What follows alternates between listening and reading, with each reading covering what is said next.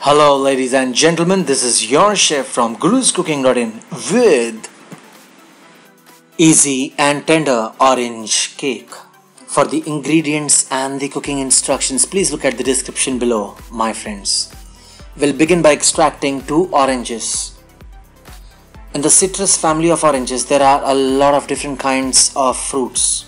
This one is called tangerine, and right now we are extracting the zest out of it by scraping it. Now when you extract the zest, my friends, make sure you don't extract it too much. Once you see this kind of surface, you need to stop, because if you go further and drill it, scrape it, rub it, it'll be bitter in taste. So please make sure when you're scraping, you evenly rotate your fruit and scrape it little only on the surface. So this process is called extracting the zest, Z-E-S-T, zest of the orange citrus fruit. So now we have extracted the whole zest out of this and turned this orange into a boiled one.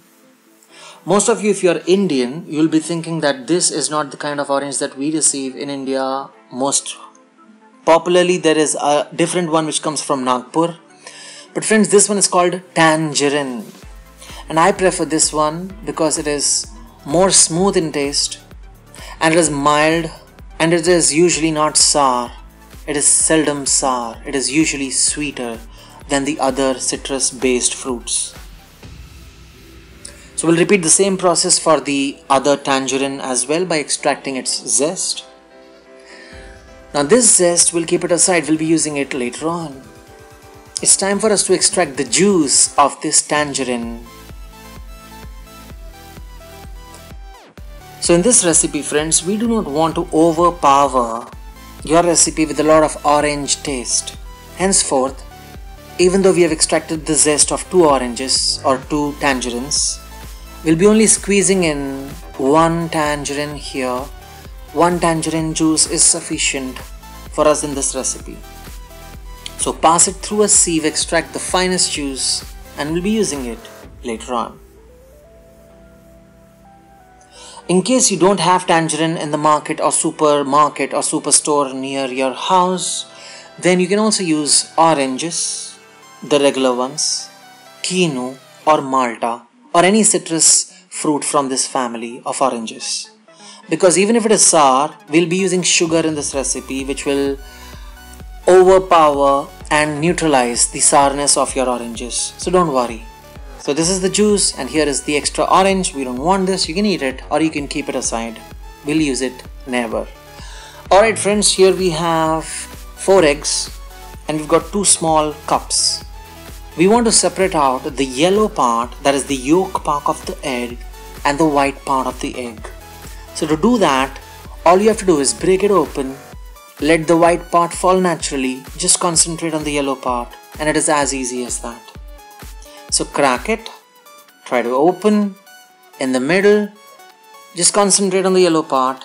Sometimes you make a mistake, just like I did this time by breaking up, open easily, but I by mistake broke up the yolk. So don't worry, even if the yolk breaks, doesn't matter. What is important is that the yellow part should be separate than the white part. That is important.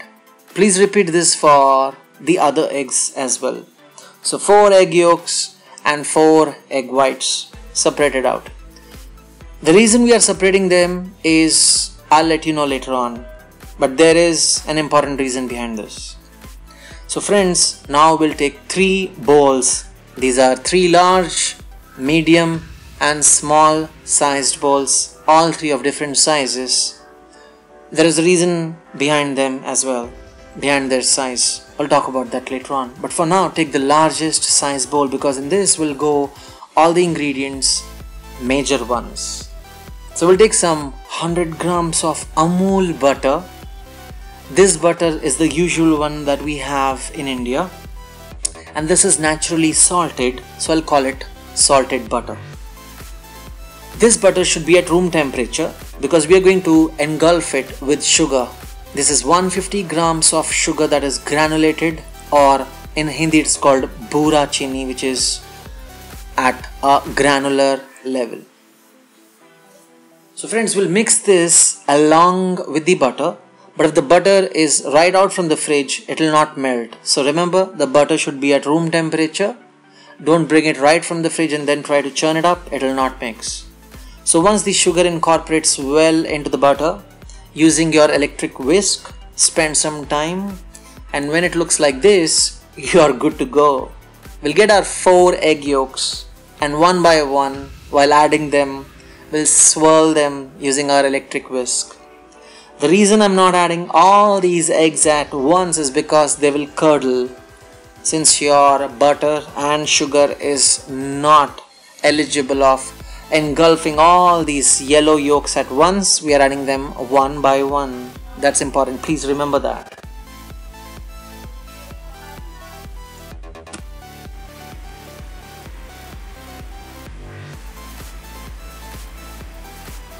To make your cake even more softer and tender, we'll be adding in milk. This milk is at room temperature and this is 50 milliliters of milk. We wouldn't be adding all the milk at once, we'll be adding it gradually, little by little. And while we add it, we'll be swirling through using our whisk to create a fine and smooth batter. Friends, it's time for us to add the orange zest that we had extracted from 2 oranges. Now this orange zest will not only offer you a gooey, soft and tender cake, but it will also offer you an aroma that will taste like heaven. Most of my guests and friends, even my clients whom I serve, tell me that they can smell this cake from far off when I serve them, and that is because of the orange zest. Friends, now we'll be adding the orange juice. The orange juice was extracted from 1 orange, not from 2, remember? And also once again, add it gradually, little by little. Don't add it all by one. And as you add it, use your electric whisk to whisk it gently to create the smoothest batter ever. Let's talk about the eggs. The yellow part of the eggs you have already added here. Remember, the white part is still left out. Now, why did we separate out the yellow and the white part of the egg? That is because we wanted to create the white part of the egg separately, since it has got many benefits. One of the benefits and roles that the white part of the egg plays in a cake is it offers the cake a proper stand. It prepares cream. It also fills air into the cake. And the reason we are using it today is because we want to fill air into the cake. So here is the white part of your eggs. We'll use an electric whisk and we'll blend it up nicely. And I've taken the smallest bowl that you ever had out of those 3 bowls because I wanted this white part of your egg to bloat up and froth up easily. And that could happen only in a smaller bowl. Once it froths up within 1 or 2 minutes, then to this, friends, we'll be adding in half a teaspoon of baking powder. Please don't get confused with baking soda or baking powder. You just buy baking powder from the market, add half a teaspoon, you're done. Now whisk it nicely for 1 or 2 minutes and then we'll be adding in sugar here. 50 grams of sugar, which is granulated. Please don't add all of it at once, add little by little. Now the white part of the egg loves to eat sugar, and when you add sugar to it, gently and swirl it nicely, the outcome that you receive is used to bloat up the cake. Your cake will become spongy and soft because of this trick. So once this is prepared, keep it aside. We'll be using it later on when we mix your wet mixture that you prepared earlier with the dry mixture that we'll be preparing soon now. So what have we prepared right now in front of you? This is the smallest bowl in which we added egg, swirled it with half a teaspoon of baking powder and 50 grams of granulated sugar. That's it. Keep it aside, friends. We'll be using it later on. It's time for us to grab the medium-sized bowl. To this we'll be adding in the dry ingredients. There are only 2 ingredients here to be added for the dry mixture. This one is 200 grams of all-purpose flour or Maida. I'm passing it through a strainer or sieve to extract the finest part of it, but I'm using the wrong utensil. This wide whisk is not going to help me anywhere. So we'll keep it aside, and the easiest way is use your hands and tap it, tap, tap, tap, tap, tap, tap. That's it, and it'll go down easily. So friends, this way we'll get a very smooth and soft cake. Even though this step is optional, I highly recommend that you pass your Maida or all-purpose flour through the sieve. This part you can throw it away, and now to this we'll be adding in half a teaspoon of half a teaspoon of baking powder. And make sure you mix it, don't forget to mix it nicely using a wide whisk. Friends, remember the total amount of baking powder in this recipe is 1 teaspoon. Half a teaspoon I had added to the egg white and half a teaspoon I added now. Remember, 1 teaspoon in total. So friends, this is the large bowl in which we prepared our wet mixture. To this we'll be adding in half of the dry ingredients, not full, half because it will not absorb the full. And use a ladle which has got a round shape like a semicircle and swirl it nicely and evenly. Now it is important that you notice carefully how I am mixing it up. In fact, mixing would be the wrong word. I should be using the word folding it, because literally I'm folding the dry ingredients into the wet ingredients. When you mix it vigorously and harshly, your cake will turn out to be hard. So if you don't want a hard cake, just gently mix it and swirl it. And how you mix it is also important. Now I've added the other rest of the half dry ingredients, and this is the white egg batter with sugar and baking powder that we prepared. I added that also. So like I was saying, how you mix it is also important. How you fold it is also important. I'm folding it from the bottom to the top and just swirling it up. This way I'm filling air into this batter.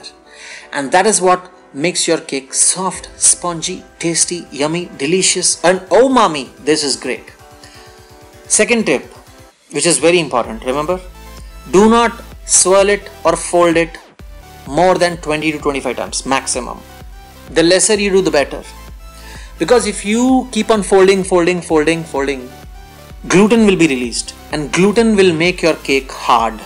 So remember, don't fold it, don't mix it using your ladle more than 20 times. This is my bread tin. I'm greasing it with 1 teaspoon of vegetable or cooking oil, any oil you can use. And we are doing this so that our cake batter doesn't stick. When the cake is prepared, it should come out very easily from the oven, and from this tin it should leave easily. Remember, I have now started preheating the oven. I have not shown you that right now, but my oven is now being preheated at 180 degrees centigrade. Very important. We'll also add some all-purpose flour or maida here, around 1 ladle, for the very same reason that we don't want your cake to stick to the walls of this tin. Now don't put your hands or fingers inside to spread it. Without touching it, just gently swirl it up and drop the excess batter, excess flour. And so simple. Here is your beautiful batter. Put it into the tin and you're all done. How simple is that? Beautiful. Excellent. So friends, please make sure now that you level up this cake batter by using the back side of your spoon or spatula.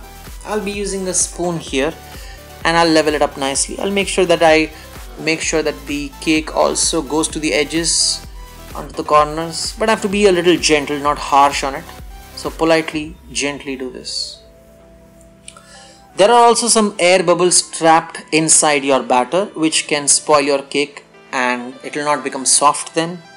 So in order to release those air bubbles, you can tap the cake tin up and down, down, down, up, down, down, down, down, down, down. Good. That's it. Now the air bubbles have escaped. Alright. Now there's a message for you that I have. Go ahead and listen to this. So friends, before you add your cake mold into the oven, always remember that you have to preheat the oven initially. And once your oven has preheated, you'll be adding the cake mold at 180 degrees centigrade temperature for 15 minutes. But remember, most of you, but not all, make a mistake sometimes. You use microwave as the setting in the oven, Don't do that. You've got 3 important settings in the oven: microwave, convection and grill. You'll be choosing convection setting.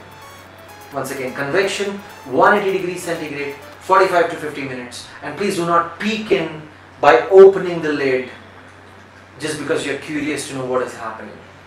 So do not open the lid, relax and enjoy the orange cake once it is made. So see you after 50 minutes.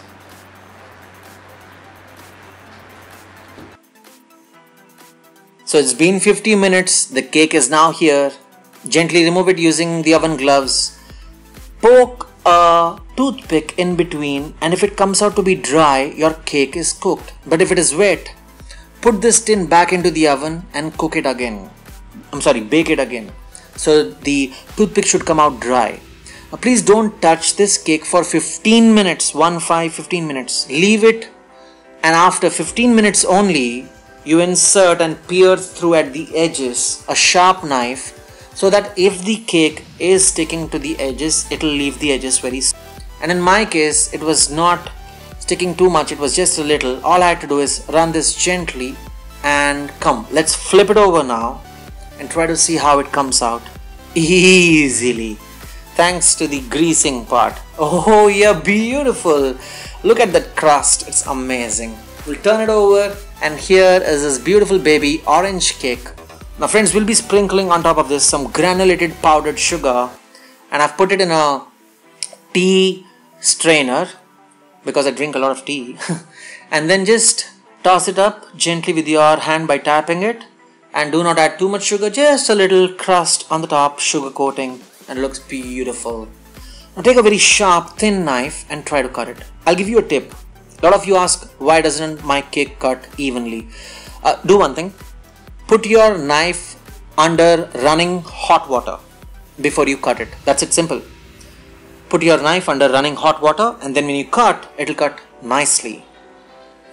And also remember, this is the way you make some delicious orange cake. Don't eat it alone, give it to your friends as well and your family members. Love is all about sharing. So here is some nice delicious orange cake with a little touch of orange zest in between, soft, tender and delicious. A little sugar coated on my hand and a little on my mouth. It's delicious. Let's take another bite and dig in. Delicious. And the last one for you. I'm sorry, it's for me.